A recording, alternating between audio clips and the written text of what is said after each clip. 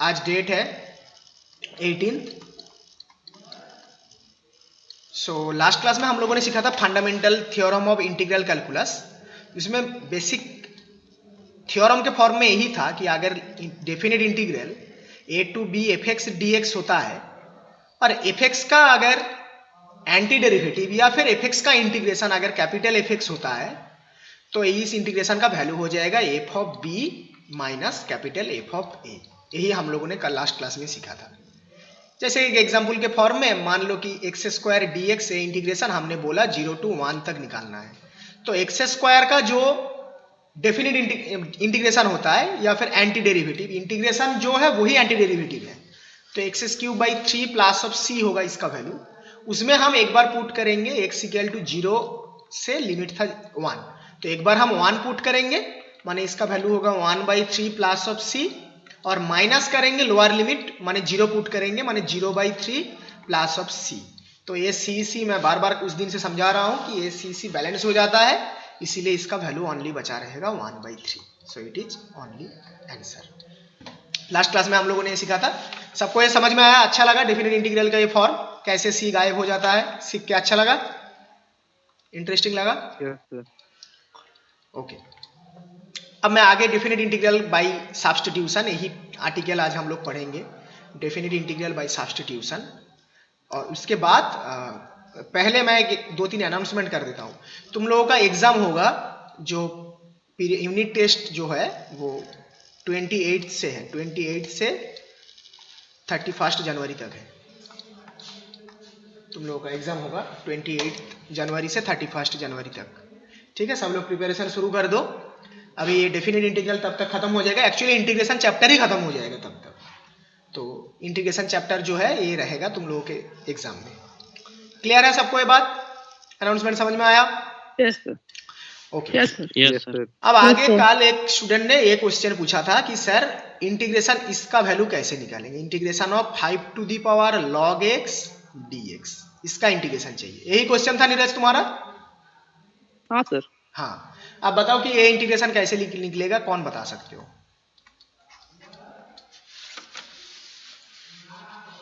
Anyone? In fact why only 5 to the power? किसी भी number to the power अगर log x रहे, जैसे कि 7 to the power, in general 8 to the power log x, इस form में इंटीग्रेशन कैसे होगा? देखो, इंटीग्रेशन निकालने के लिए तुम लोग थ्योरी बहुत कम पढ़ते हो, इसीलिए इसका नॉलेज समझ में नहीं आया, आइडिया समझ में नहीं आया।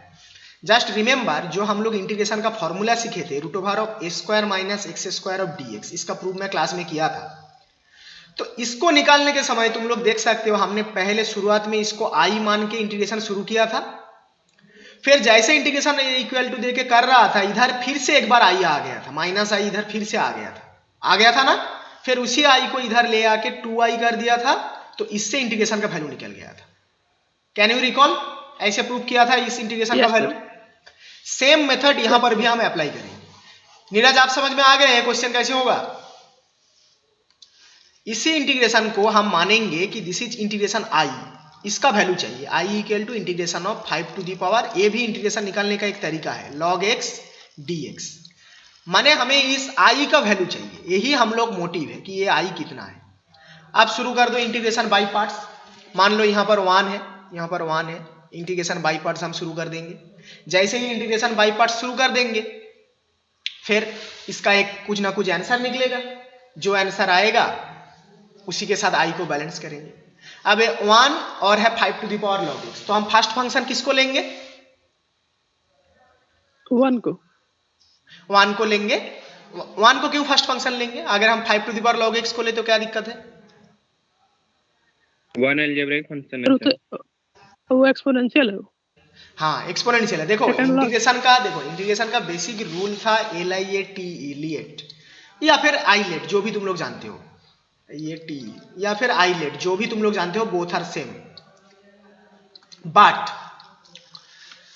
तो इन दोनों में से 1 तो अलजेब्राइक फंक्शन है, तुम्हारा पॉइंट बिल्कुल करेक्ट है कि, और ये जो 5 जो है ये तो एक्सपोनेंशियल फंक्शन है, तो यही हिसाब से होना चाहिए, जो लेफ्ट साइड में है वो फर्स्ट फंक्शन होना चाहिए और जो राइट साइड में है जो सेकंड फंक्शन होना चाहिए। तो तुम्हारे कहने के मतलब से हिसाब से होना चाहिए यहाँ पर 1 बाहर आ जाएगा और 5 to the power log x dx यही होना चाहिए। यही ना बोल रहे हो तुम लोग? Yes, sir.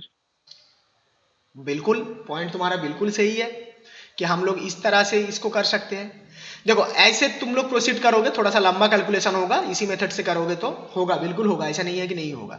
मैं एक दूसरा तरीका दिखा रहा हूं कि इसको सॉल्व करने का। मैं इसको फर्स्ट फंक्शन मान रहा हूं और इसको सेकंड फंक्शन मान रहा हूं। देखो ये एक बात है कि इंटीग्रेशन बाई पार्ट्स में कौन फर्स्ट फंक्शन होगा कौन सेकंड फंक्शन होगा, इसका कोई प्रॉपर रूल नहीं है। ये जो लिएट हो या फिर आइलेट हो, ये रूल बस मैक्सिमम प्रॉब्लम इसी मेथड से हो जाता है, इसीलिए इसको माना गया है। इसका कोई प्रूफ नहीं है कि क्यों हम लिएट लेते हैं, क्यों हम आइलेट लेते हैं, इसका कोई प्रूफ नहीं है। मुद्दे की बात इतना है कि ये जो दो फंक्शन दिया हुआ है, इनमें से इंटीग्रेशन आसान हो जाएगा जिसको फर्स्ट फंक्शन मानने से और जिसको सेकंड फंक्शन मानने से। यही है मुद्दे की बात। इसका कोई प्रूफ नहीं है, इसलिए तुम लोगों को कहीं इसका प्रूफ नहीं मिलेगा कि क्यों लिएट है, क्यों आइलेट है। कोई भी मैथमेटिशियन आज तक इसको प्रूफ नहीं किया है, कोई इसका प्रूफ भी नहीं है।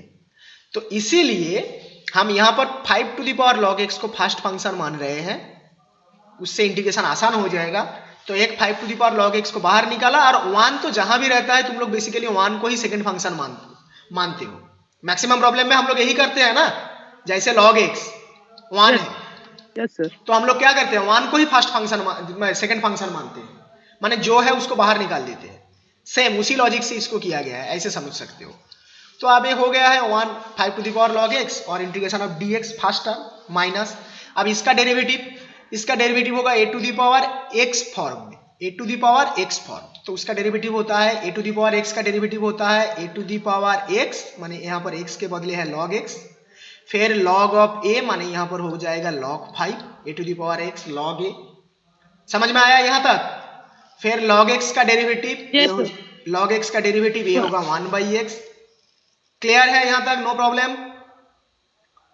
फिर होगा इस टर्म का इंटीग्रेशन, ये हो गया टोटल डेरिवेटिव, इस टर्म का डेरिवेटिव यहां से लेके यहां तक टोटल इतना। फिर है इस टर्म का इंटीग्रेशन, dx का इंटीग्रेशन माने हो जाएगा इंटू x, जो मिला उसका फिर से dx के रिस्पेक्ट में इंटीग्रेशन। एक बार बता दो सब लोग, ये टर्म समझ में आया कि नहीं इंटीग्रेशन बाई पार्ट से?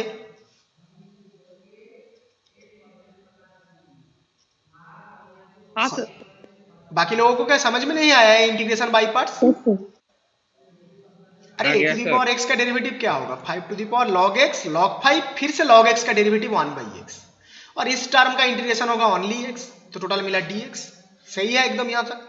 अब इस टर्म को लिखो, ये कितना हो जाएगा x, इसका इंटीग्रेशन होगा x, उसको पहले लिखा, बाद में है 5 to the power of log x, x 5 to the power of log x minus, इस टर्म में x और x cancel out, log 5 is a constant, उसको इंटीग्रेशन से बाहर, log 5 is a constant integration से बाहर, इंटीग्रेशन फिर से आया 5 to the power of log x और dx, ये हो गया।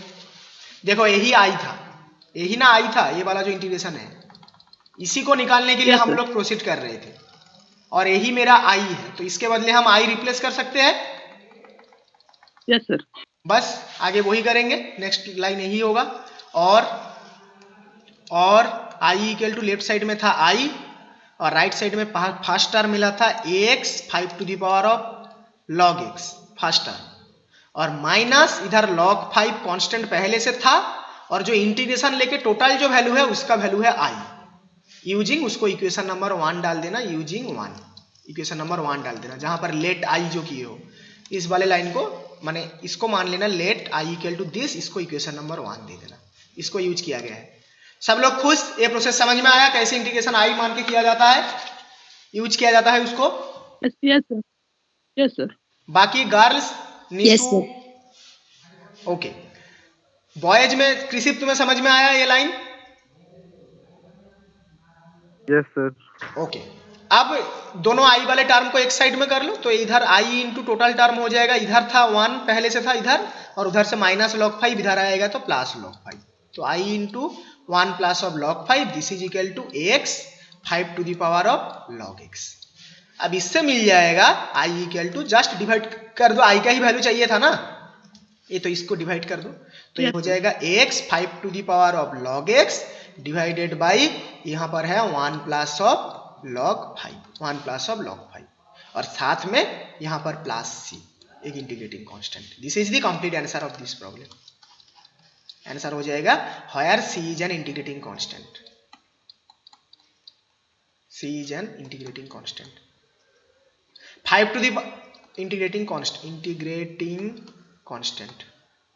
अगर कोई, यहां तक लिख लो फिर बताता हूं, कोई अगर 5 to the power log x को भी सेकेंड फंक्शन मानता तब भी आंसर हो जाता। ऐसा नहीं है कि नहीं होगा। लॉजिक यही रखना है कि जहां भी ये आई वाला टर्म क्रिएट होगा वहां रिप्लेस कर देना है, डायरेक्ट आई रिप्लेस कर देना है। यही मोटिव दिमाग में होनी चाहिए, ठीक है। और इतना तो दिमाग में होना ही चाहिए कि जब भी हम 1 इंटू प्रोडक्ट मानते हैं बाई पार्ट्स के समय, तब हम 1 को ही सेकेंड फंक्शन मानते हैं और जो बाकी है उसको फर्स्ट फंक्शन मानते हैं। ठीक है Neeraj? Yes sir. Happy? Sir लेकिन अगर 1 को हम लोग फर्स्ट फंक्शन मान लेंगे तो जब उसका हम लोग डिफरेंशिएशन करेंगे तब तो 0 आ जाएगा ना सर? 1 को अगर फर्स्ट फंक्शन मान लेंगे, हाँ डिफरेंशिएशन करेंगे तो तब तो 0 आ जाएगा। सेकेंड वाला जो नेक्स्ट जो टर्म होगा ना वो 0 हो जाएगा। सही बोले हो कि तुम अगर 1 को हम फर्स्ट फंक्शन मान के बाहर निकाल देते हैं तब इंटीग्रेशन बाई पार्ट्स का कोई मतलब ही नहीं रहेगा। इधर भी आई रहेगा उधर भी आई रहेगा, माने वही बोलना चाहते हैं। इंटीग्रेशन टर्मिनेट हो जाएगा। इधर भी आई उधर भी आई, दोनों बराबर है, ठीक है, कोई दिक्कत नहीं है। बट वैल्यू कैसे निकलेगा? वैल्यू नहीं निकलेगा, टर्मिनेट हो जाएगा, इंटीग्रेशन टर्मिनेट हो जाएगा, टर्म टर्मिनेट हो जाएगा। एनीवे, तो ये हो गया। अब आज के आर्टिकल में हम लोग अपना जो टॉपिक चल रहा था उसको रिज्यूम करते हैं। हम लोग आप सीखना चाहते हैं कि integration by substitution, definite integral. Obviously definitely हम डेफिनेट इंटीग्रल सीख रहे हैं। इंटीग्रेशन बाय सब्स्टिट्यूशन हम लोग जानते हैं, बस हम लोग ये सीखना चाहते हैं अब definite integral by substitution. Article का नाम हम ऐसे देंगे, डेफिनेट इंटीग्रल्स बाय सब्स्टिट्यूशन। पहले समझेंगे कि क्यों जरूरत है, पहले वो समझेंगे। सो सपोज मान लेते हैं कि हम लोग, देखो जितना भी इंटीग्रेशन हम लोग सीखे हैं आज तक, सब तो नहीं होगा कि डायरेक्टली डेफिनेट इंटीग्रल इस फॉर्म में रहेगा कि हम डायरेक्ट इंटीग्रेशन कर देंगे। हाँ 0 to 1 x² था तो इंटीग्रेशन डायरेक्टली हो गया था। बट हम इतना सारा इंटीग्रेशन का मेथड सीख के देखे हैं इनडिफिनिट इंटीग्रल में कि all integrations are not possible directly. Definitely we have to use this substitution integration करने के लिए। इतना तो क्लियर हो गया, इसीलिए ना हम लोग सब्स्टिट्यूशन सीखे थे। जैसे कि मैंने दिया, बस इतना सा इंटीग्रेशन दिया कि integration 0 to 1 x 5 to the power of x² dx, इतना सा इंटीग्रेशन मैंने दिया। हाँ डेफिनेटली अगर तुम इसका तुम अगर एंटी डेरिवेटिव या फिर इसका इंटीग्रेशन निकाल लेते हो और उसमें x की जगह पे 1 और एक बार x की जगह पे 0 पुट करके वैल्यू निकालते हो, then your answer is absolutely correct. But हम इतना सब कुछ ना करके थोड़ा सा छोटे प्रोसेस से भी इस इंटीग्रेशन को कर सकते हैं। पहली बात तो यह है कि इसका इंटीग्रेशन निकालने के लिए या फिर इसका एंटी डेरिवेटिव निकालने के लिए हमें सब्स्टिट्यूशन का यूज करना ही होगा। हमें x² z पुट करना ही होगा या फिर t पुट करना ही होगा।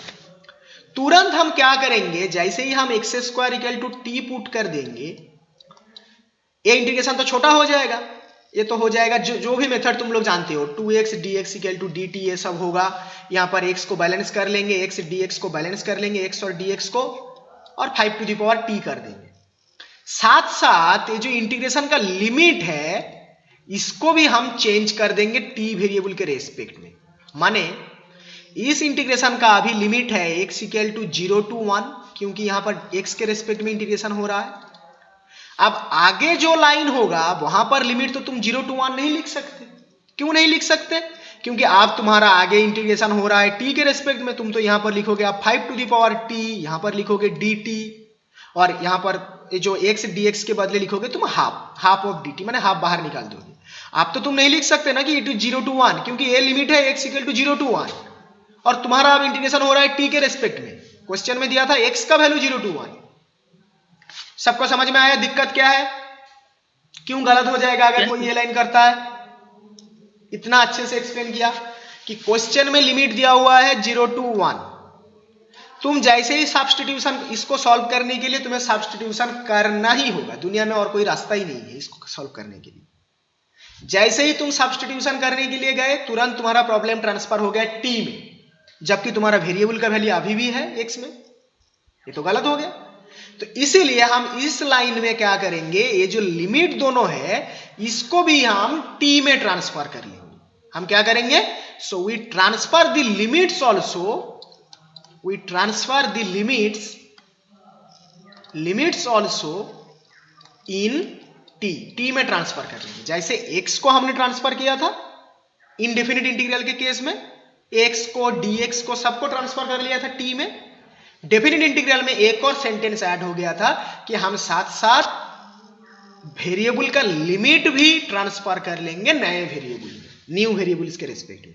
और कैसे करेंगे, उसके लिए रिलेशन ये है, यही रिलेशन को यूज करेंगे, यही रिलेशन को। कैसा रिलेशन, इसको एक टेबल बना लेते हैं, एक्स और टी का ऐसे टेबल, एक्स का टेबल और टी का भी टेबल। तो दो वैल्यू होगा, जब एक्स का वैल्यू था 0, एक्स का वैल्यू जब है 0, तो इस रिलेशन के हिसाब से टी का वैल्यू कितना होगा, एक्स का वैल्यू अगर 0 है, टी इक्वल टू कितना होगा, 0 का स्क्वायर कितना होगा, 0। और जब एक्स का वैल्यू है 1, तब टी का वैल्यू कितना हो जाएगा, 1। तो लकीली इस क्वेश्चन में 0 to 1 फिर से आया है। बट अगर तुम यहां पर 2 डाल देते लिमिट में, बस इतना सा अंतर कर देते, तो तुरंत तुम्हारा टी का वैल्यू क्या हो जाता, 2 का स्क्वायर माने 4 हो जाता। माने अगला लिमिट डालते हम 0 to 4, यही चेंजेस करते। समझ में आया? एक लाइन और जोड़ दे रहा हूं, एक बार और रिकॉल करा दे रहा हूं कि integration by substitution definite integral कैसे होगा। सब्स्टिट्यूशन है तो हम x वेरिएबल को लेके जाएंगे t वेरिएबल में। इनडेफिनिट इंटीग्रल में माने आज तक हम लोग जैसे सब्स्टिट्यूशन किए हैं उसमें हम लोग x को और dt को माने x और dx को रिप्लेस करते थे in terms of t and dt। But definite integral के समय हम x dx के साथ साथ लिमिट ऑफ x को भी इन टर्म्स ऑफ t में ट्रांसफर कर देंगे। उसके लिए हम यूज क्या करेंगे, हम ये जो रिलेशन मान रहे हैं इस रिलेशन से t का वैल्यू निकाल लेंगे। जैसे कि यहां पर t इक्वल टू होगा x स्क्वायर, फिर एक बार लोअर लिमिट पुट कर दो तो एक लोअर लिमिट मिल जाएगा t का, और एक बार अपर लिमिट पुट कर दो तो अपर लिमिट मिल जाएगा t का। सब लोग खुश? पूरा थ्योरी समझ में आ गया? Yes sir. बाकी लोग, अब इसका इंटीग्रेशन आगे होगा, यहाँ पर टी एक्स गलत है, टी लिखेंगे हम आगे, टी इक्वल टू 0 to 4। अब ये हो जाएगा हाफ, और इसका इंटीग्रेशन जैसे होता है a to the power x form में इंटीग्रेशन होता है 5 to the power t divided by log 5। इसके बाद हम t एक बार पुट करेंगे, t इक्वल टू 0 एक बार और 4 एक बार, दैट्स इट। यही है मेथड। कुछ न्यूमेरिकल प्रॉब्लम्स करते हैं, समझ में आएगा अच्छे से। सबको थ्योरी समझ में आया क्या? Yes sir. Sir okay. अब देखो, अब कुछ स्टूडेंट्स नए हैं, जब डेफिनेट इंटीग्रल का शुरू करेंगे तब बता दूंगा। यहाँ पर थोड़ा सा जो भी मैंने बताया कि ये सब स्टेप्स हम यूज करेंगे, इसी को थ्योरी के फॉर्म में लिखा हुआ है और कुछ नहीं है। आप लोग ये सब एग्जाम्पल देखोगे तो आपको समझ में आएगा कैसे आगे करना है। जैसे यहाँ पर x टू द पावर 5 था रूट के अंडर, और इसीलिए इसका derivative 5x to the power 4 दिया हुआ है। इसका मतलब है कि x to the power 5 plus 1 को पुट करना होगा। तो यही सब मेथड है।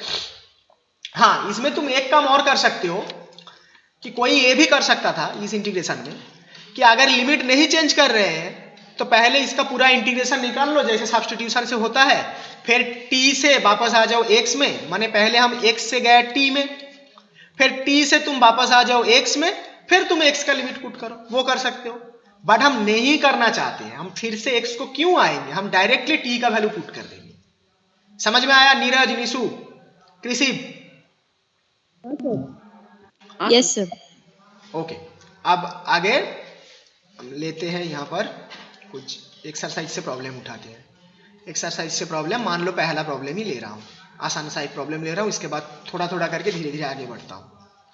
ये दिया हुआ है ये क्वेश्चन कि 0 to 1 x dx।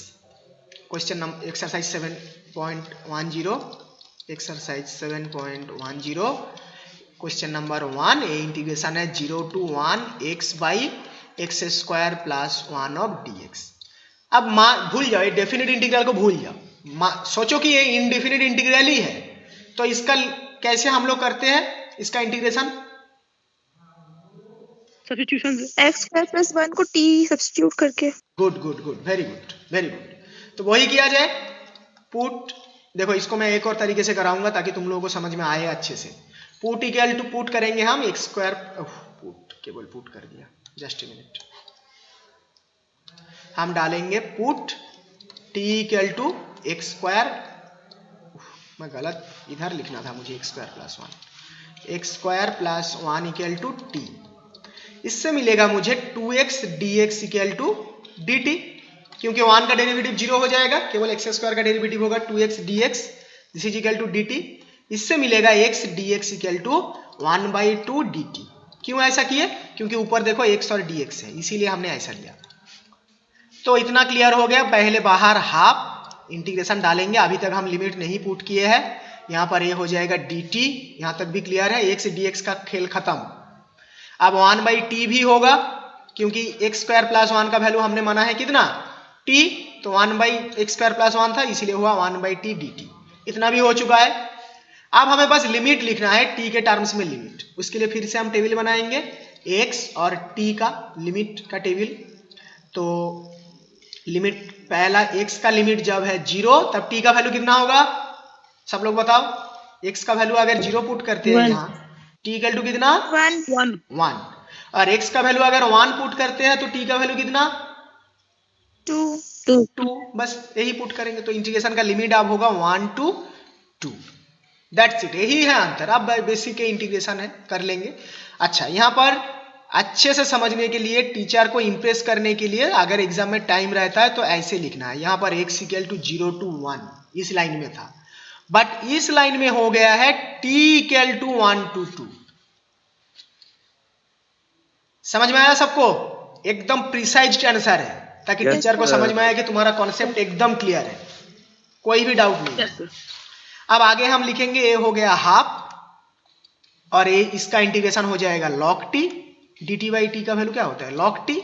और log t में हम एक बार पुट करेंगे t इक्वल टू 1 और 2 t इक्वल टू 1 to 2। मैं बहुत ही प्रिसाइज तरीके से लिखता हूँ, बुक के जैसा नहीं, बुक से मैं बहुत ही अलग टाइप से लिखता हूँ ताकि बहुत ही प्रिसाइज दिखे आंसर मेरा। t equal to 1 to 2। अब हाफ तो बाहर कांस्टेंट रहेगा। एक बार जो स्टूडेंट्स नए क्लास कर रहे हो उनके लिए मैं बता दूं कि डेफिनेट इंटीग्रल में कुछ नहीं है, ऐसे पहले इंटीग्रेशन निकालना है, उसके बाद एक बार 2 पुट करना है अपर लिमिट, उसके बाद एक बार 1 पुट करना है, और दोनों का सब्ट्रैक्शन लेना है। तो t के बदले पुट करना है 2, क्या लिखा है, t equal to 1 and 2। t के बदले 2 पुट करो तो ये होगा वैल्यू log 2, माइनस t के बदले 1 पुट करो तो ये हो जाएगा log 1। यही हो गया। तो इसका आंसर अब हो जाएगा हाफ log ऑफ 2। यही होगा इसका complete answer, half log of 2, क्योंकि log 1 का वैल्यू है 0। ये हो गया इसका आंसर। समझ में आया सबको आंसर कंप्लीट? Yes sir. ये हो गया इस क्वेश्चन का definite integral by substitution. Substitution किया तो अब इसी क्वेश्चन का अगर लिमिट हम चेंज ना करते तब भी इसका आंसर देखो सेम आएगा। सब्स्टिट्यूशन सेम क्वेश्चन का देखो, हम मान लो लिमिट चेंज नहीं किया, इसी सेम क्वेश्चन को मैं एक और तरीके से दिखा रहा हूं ताकि तुम लोगों को फील हो कि क्या हो रहा है नहीं हो रहा है। इंटीग्रेशन था इतना, x equal to 0 to 1 x by x square plus 1 of dx। Fundamental theorem बोलता है कि भाई साहब आप इसका इंटीग्रेशन निकालो और उसमें एक बार x इक्वल टू 1 पुट करो और एक बार x इक्वल टू 0 पुट करो। यही ना था फंडामेंटल थ्योरम। तो हम इसका आंसर ऐसे भी कर सकते थे कि पहले हम इसका इंटीग्रेशन निकाल लेते हैं कि x बाई, अब हम डेफिनेट बिल्कुल लिमिट नहीं डालेंगे क्योंकि लिमिट डाल दिया तो गलत हो जाएगा। इस स्टेप में मैं समझाया था कि अगर मैं यहाँ पर लिमिट लिखता हूँ तो गलत हो जाएगा क्योंकि x का लिमिट है, आगे मेरा इंटीग्रेशन t में होगा। तो हम केवल इनडेफिनिट इंटीग्रल करेंगे इसका x by x square plus 1 of dx, माने अब हम इसका एंटी डेरिवेटिव ढूंढ रहे हैं, इसका इंटीग्रेशन कर रहे हैं। तो ये आप लोग जानते हो कि इसमें केवल हाफ यहाँ पर देना है, तो ये हो जाएगा ऊपर 2x divided by x square plus 1 of dx। Half दे देंगे, 2x दे देंगे तो ऊपर पूरा डेरिवेटिव क्रिएट हो जाएगा ना इसका डेरिवेटिव। Yes sir. 2x दे देंगे तो यही हो जाएगा हाफ लॉग ऑफ, इसका इंटीग्रेशन होगा half log of x square plus 1 plus of c। यही होगा इसका इंटीग्रेशन, इसका एंटी डेरिवेटिव, माने इस फंक्शन का एंटी डेरिवेटिव कौन है, ये टोटल, ये है इसका एंटी डेरिवेटिव। देयरफॉर अब हम आगे लिखेंगे, देयरफॉर अगर ए एंटी डेरिवेटिव है तो ये जो डेफिनेट इंटीग्रल है x equal to 0 to 1 x by x square plus 1 of dx, इसका वैल्यू क्या होना चाहिए कि ये जो half log of x square plus 1 plus of c है, इसी में ही एक बार x इक्वल टू 0 और एक बार x इक्वल टू 1। क्लियर है सबको ये मेथड? सिंपल एंटी डेरिवेटिव निकाले हैं हम, उसमें एक बार x इक्वल टू 1 एक बार x इक्वल टू 0 किए हैं, कोई ये सब्स्टिट्यूशन नहीं किया, हम t पर गए ही नहीं क्वेश्चन को। अंडरस्टूड? तो देखो आंसर कितना आएगा, वही आएगा, देखो ये हाफ। अब इस बार तुम पुट कर दो एक बार 1 तो ये हो जाएगा log 2 plus of c minus फिर से हाफ कॉमन में था log ऑफ 0 पुट किया, x का वैल्यू पुट कर रहा है 0 तो log ऑफ 1 और माइनस में तो पूरा रहेगा, प्लस ऑफ c भी रहेगा तो c कैंसिल आउट, log 1 भी 0, इस बार भी आंसर आया हाफ log ऑफ 2, ये भी आंसर है, ये भी करेक्ट है। तो इसको इस मेथड से करने का मतलब यही हुआ कि अगर आप सब्स्टिट्यूशन नहीं करना चाहते हो, अगर आप लिमिट यूज करना नहीं चाहते हो तो आप सिंपल इंटीग्रेशन निकालिए, क्वेश्चन x में था आप x में ही आंसर निकालिए, फिर उसमें आप लिमिट यूज कर दीजिए, ये भी एक मेथड हो सकता है। या फिर आप जिस वेरिएबल में जा रहे हो उस वेरिएबल का लिमिट निकालो। माने इतना समय तक हम दो मेथड से यही सीखे हैं, या तो क्वेश्चन जिस वेरिएबल में था आप आंसर को पहले उस वेरिएबल में निकालो फिर लिमिट को यूज करो, या फिर आप जिस वेरिएबल में आंसर को चेंज कर रहे हो उस वेरिएबल का लिमिट निकाल लो फिर उसका लिमिट यूज करो। Understood? Yes sir. Yes sir. Yes sir. अब आगे बताओ कितना नंबर प्रॉब्लम करें इनमें से, बताओ किसको करें? सब आसान आसान प्रॉब्लम है, सब प्रॉब्लम तुम लोग ऑलरेडी सब इंटीग्रेशन निकाल चुके हो, बस यहाँ पर लिमिट दिया हुआ है और कोई चेंजेस नहीं है। किसको करूँ बताओ? सब क्वेश्चन खुद से हो जाएगा। कितना करना है? 3 नंबर। 3 नंबर प्रॉब्लम करना है। क्वेश्चन नंबर 3, चलो sign inverse of 2x by 1 plus of x square. Integration दिया हुआ है 0 to 1, क्वेश्चन है sign inverse of 2x by 1 plus of x square of dx। बताओ क्या पुट होगा इसमें, इसका इंटीग्रेशन निकालने के लिए कौन बता सकते हो इनवर्स चैप्टर से? tan x।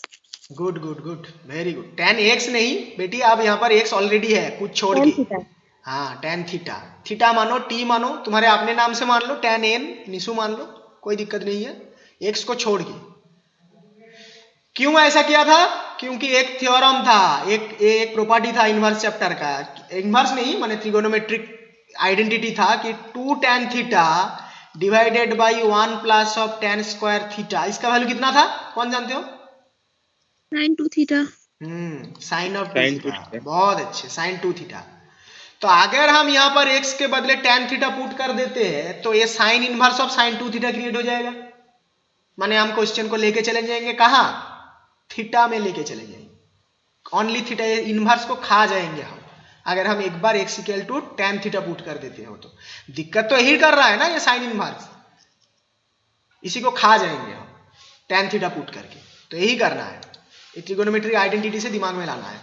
तो पुट करो, तुरंत पुट शुरू, put x equal to tan theta, तो इससे मेरा मिलेगा dx इक्वल टू हमें मिलेगा sec स्क्वायर थीटा साथ में d theta, sec square theta d theta, ये मेरा मिलेगा dx का वैल्यू। Okay no problem. अब हम निकालेंगे पहले थीटा का वैल्यू, टेबल भी बनाना है, लिमिट निकालना पड़ेगा, x है थीटा है।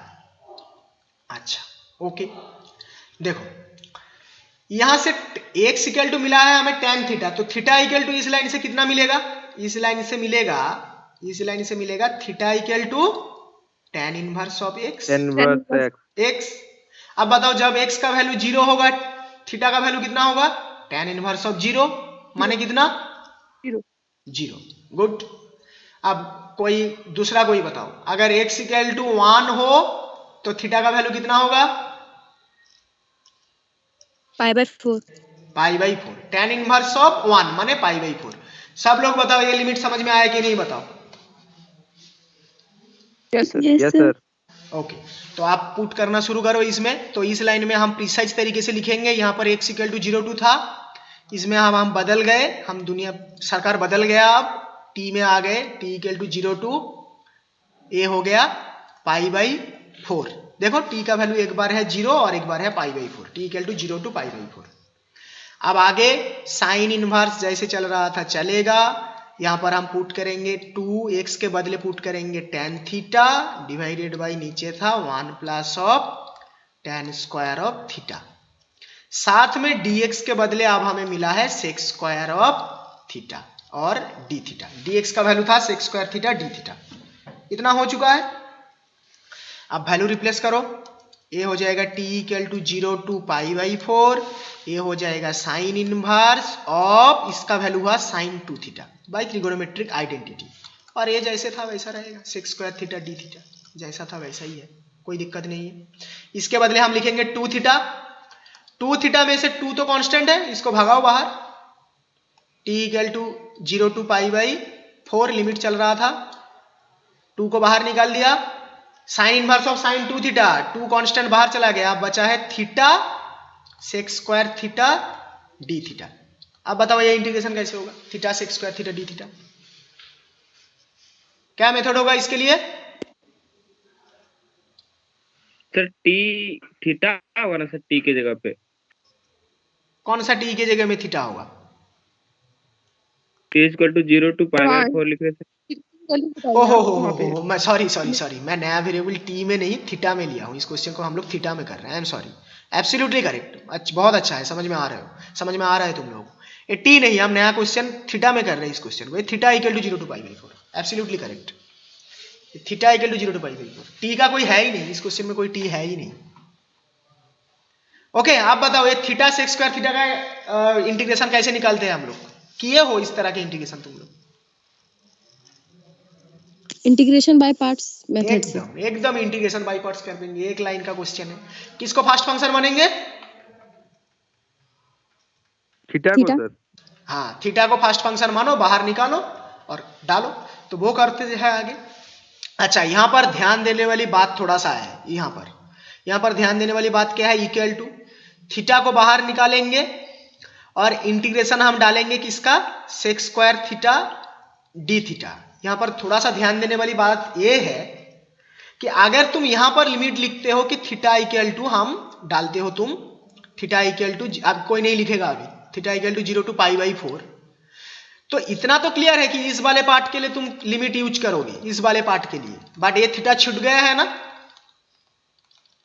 ये तो छूट गया, इसका तो लिमिट यूज नहीं हो रहा है, तो ये थीटा तो थीटा ही रह जाएगा पूरा आंसर में, जो कि गलत है।